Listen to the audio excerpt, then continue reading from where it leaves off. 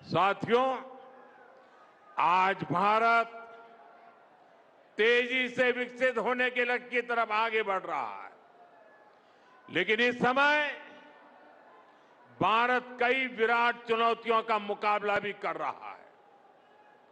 साथियों, कोरोना काल के दौरान ही दुनिया सप्लाई चेन के बहुत बड़े संकट से गिर गई थी। कोविड के बाद यूक्रेन में युद्ध शुरू हो गया, उसने दुनिया की परेशानियां और बढ़ा दी। फूड, फ्यूल, फर्टिलाइजर, इन तीनों चीजों पर गंभीर प्रभाव पड़ा। बीते 5-6 वर्षों में इस संकट से निपटने के लिए हमारी सरकार निरंतर प्रयास कर रही है।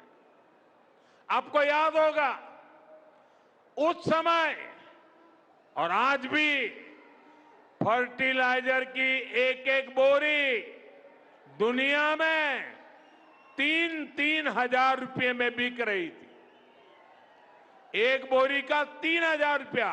कितना? आप बताएंगे एक बोरी का कितना? आंकड़ा नहीं, बोलिए मुंह से। 3,000 रुपया एक बोरी का। कितना? एक बोरी का कितना? एक बोरी का कितना? और भारत के किसानों को वही खाद की बोरी 300 से भी कम रुपये में दी जा रही है। 3,000 के सामने 300 रुपये में। सप्लाई चेन की इन मुश्किलों के बीच पिछले 2 महीने से हमारे पड़ोस में ही इतना बड़ा युद्ध चल रहा है। इसका असर पूरी दुनिया पर पड़ा है और भारत पर तो और भी गंभीर असर हुआ है। साथियों, भारत के पास बड़े बड़े तेल के कुएं नहीं है। हमें अपनी जरूरत का पेट्रोल, डीजल, गैस, ये सब बहुत बड़ी मात्रा में दुनिया के दूसरे देशों से, बाहर से मंगाना पड़ता है। युद्ध की वजह से पूरी दुनिया में पेट्रोल, डीजल, गैस और फर्टिलाइजर के दाम बहुत अधिक बढ़ चुके हैं, आसमान को भी पार कर गए हैं। अड़ोस पड़ोस में देशों में क्या हाल है वो तो अखबारों में आता है।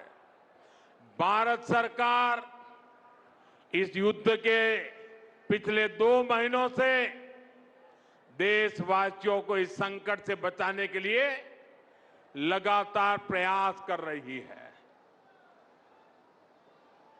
नागरिकों पर बोझ न पड़े, इसके लिए सरकार सारा बोझ सरकार खुद अपने कंधे पर उठा रही है। लेकिन साथियों, जब सप्लाई चेन पर संकट लगातार बना रहे तो हम कितने भी उपाय कर लें, मुश्किलें बढ़ती ही जाती है। इसलिए अब देश को सर्वोपरि रखते हुए, मां भारती को सर्वोपरि रखते हुए हमें एकजुट होकर के लड़ना होगा। हमें याद रखना है, देश के लिए मरना ही सिर्फ देशभक्ति नहीं होती है। देश के लिए जीना और देश के प्रति अपने कर्तव्यों को निभाना, वो भी देशभक्ति होती है। इसलिए वैश्विक संकट के इस समय में हमें कर्तव्यों को सर्वोपरि रखते हुए कुछ संकल्प लेने होंगे और उन संकल्पों को पूरे समर्पण भाव से पूरा करना होगा। जैसे एक बड़ा संकल्प है पेट्रोल डीजल का संयम से इस्तेमाल करना। साथियों, हमें पेट्रोल डीजल का उपयोग कम करना होगा। शहरों में जहां मेट्रो है वहां हम तय करें कि हम मेट्रो का ही उपयोग करेंगे, ज्यादा से ज्यादा मेट्रो में ही जाएंगे।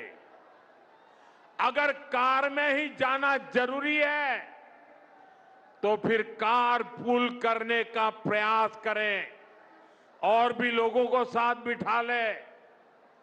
अगर हमें कहीं सामान भेजना हो तो कोशिश करनी है कि वह ज्यादा से ज्यादा रेलवे गुड्स के जो ट्रेन होती है रेलवे की सर्विसेज से भेजे, ताकि इलेक्ट्रिक रेलवे होने के कारण पेट्रोल डीजल की जरूरत नहीं पड़ती है। जिन लोगों के पास इलेक्ट्रिक व्हीकल है वो भी कोशिश करें कि इलेक्ट्रिक व्हीकल का ज्यादा से ज्यादा उपयोग करें। साथियों, हमने कोरोना के समय में वर्क फ्रॉम होम की, ऑनलाइन मीटिंग्स की, वीडियो कॉन्फ्रेंस की, ऐसी अनेक व्यवस्थाएं विकसित की और हमें आदत भी हो गई थी। आज समय की मांग ऐसी है कि उन व्यवस्थाओं को हम फिर से शुरू करें तो वो देश हित में होगा। Work from home, online conferences, virtual meetings, इनको हमें फिर से प्राथमिकता देनी है। साथियों, आज जो संकट है उसमें हमें विदेशी मुद्रा बचाने पर भी बहुत जोर देना होगा, क्योंकि दुनिया में पेट्रोल डीजल इतना ज्यादा महंगा हो गया है, पहले से कई गुना ज्यादा कीमतें बढ़ गई है। तो हम सबका दायित्व है कि पेट्रोल डीजल की खरीद पर जो विदेशी मुद्रा खर्च होती है, पेट्रोल डीजल बचाकर हमें वो मुद्रा भी बचानी है। इसके लिए हमारे छोटे छोटे प्रयास भी देश की बहुत मदद कर सकते हैं। जैसे आजकल जो विदेशों में शादियों का, विदेशों में घूमने का, विदेशों में वैकेशन पर जाने का मिडिल क्लास में कल्चर बढ़ता जा रहा है। हमें तय करना होगा कि जब ये संकट का काल है और हमारी देशभक्ति हमें ललकार रही है तो कम से कम एक साल के लिए हमें विदेशों में जाने की बातों को टालना चाहिए। भारत में बहुत सारी जगह है, वहां हम जा सकते हैं। बहुत कुछ भारत में किया जा सकता है। इस बेटी को नीचे बिठाइए, उसे थक जाएगी। उस बेटी को बिठाइए। वो थैंक यू बेटा, थैंक यू। बैठिए, आप नीचे बैठिए। मैंने देख लिया बेटा, उसको देख लिया, अब आप बैठ जाइए। हाँ, इस छोटी बच्ची को क्यों परेशान करते हो भाई? इन बच्चों को बैठने दीजिए प्लीज। बच्चों को परेशान मत कीजिए जी। साथियों, हमें विदेशी मुद्रा बचाने के जो भी रास्ते हम लोग अपना सकते हैं हमें बचाना होगा। साथियों, गोल्ड यानी सोने की खरीद एक और पहलू है जिसमें विदेशी मुद्रा बहुत अधिक खर्च होती है। एक जमाना था जब संकट आता था, कोई युद्ध होता था तो लोग देश हित में सोना दान दे देते थे। आज दान की जरूरत नहीं है, लेकिन देश हित में हमको ये तय करना पड़ेगा कि साल भर तक घर में कोई भी फंक्शन हो, कोई भी कार्यक्रम हो, हम सोने के गहने नहीं खरीदेंगे, सोना नहीं खरीदेंगे। विदेशी मुद्रा बचाने के लिए हमारी देशभक्ति हमें चुनौती दे रही है और हमें इस चुनौती को स्वीकार करते हुए विदेशी मुद्रा को बचाना होगा। साथियों, ये समय एक और बड़े सबक का भी है। एक समय था जब हम कॉपर एक्सपोर्ट करते थे, लेकिन आज भारत के सामने स्थिति ऐसी बन गई कि अब हमें कॉपर को भी इंपोर्ट करना पड़ता है। हमारे देश में हड़तालें करवाकर कॉपर प्लांट्स को ठप करवा दिया गया और अब हालत ये हो गई कि हमें कॉपर बाहर से मंगाना पड़ता है और उसमें विदेशी मुद्रा खर्च होती है। इसलिए मैं ऐसे सभी श्रमिक समूह मजदूर संगठनों से भी कहूंगा कि हमें ऐसी बातों का जरूर ध्यान रखना चाहिए।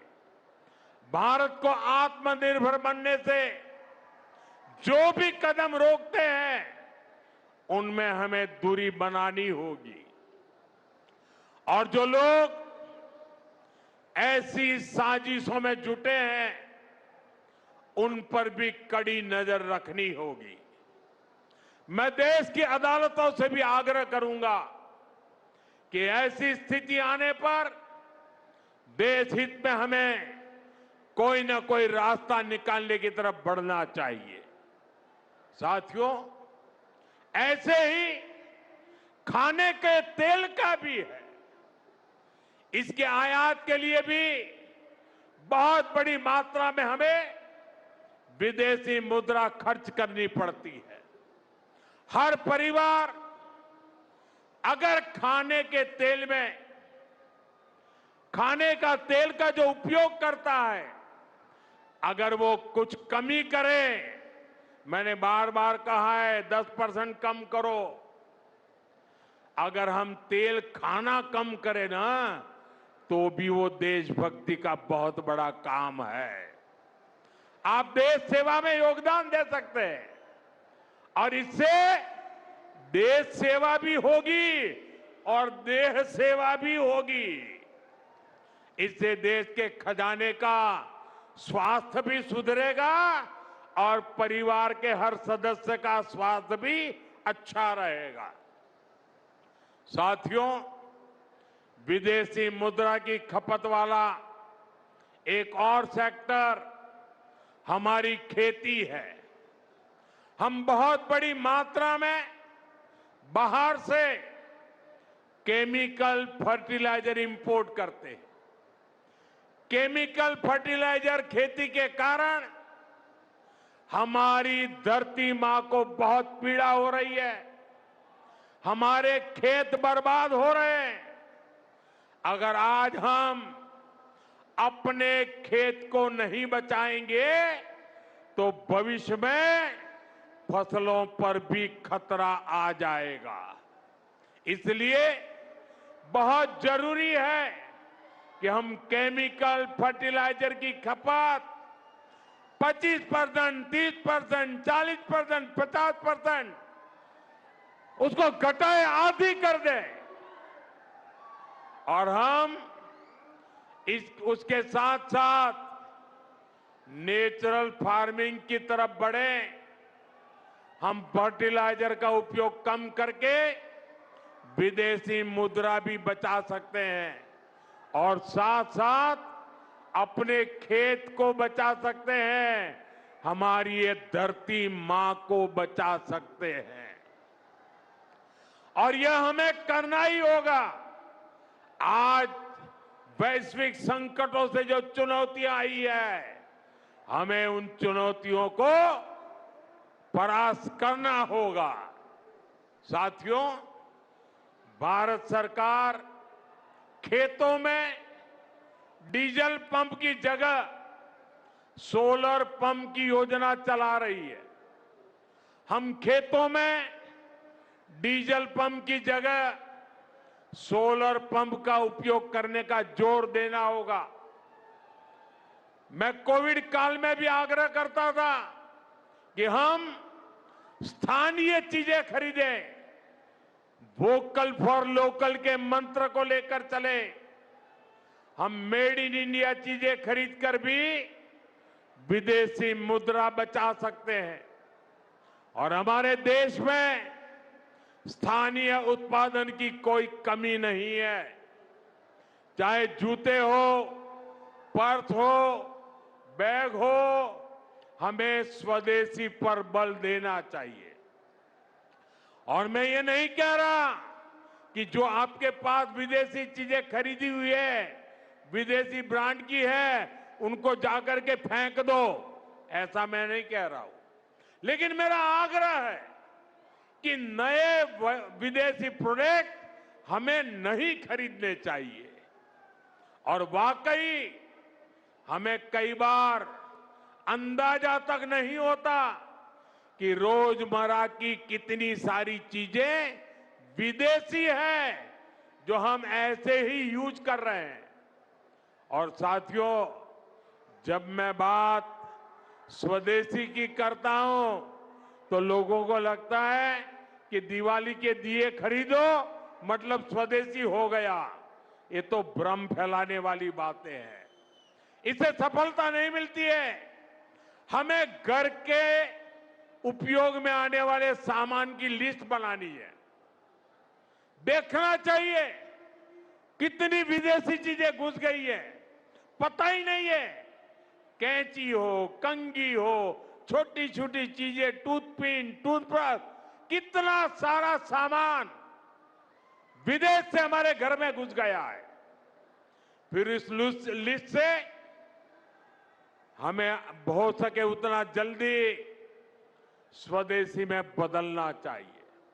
साथियों, ये बातें सिर्फ एक सरकार, एक दल, एक व्यक्ति की नहीं है।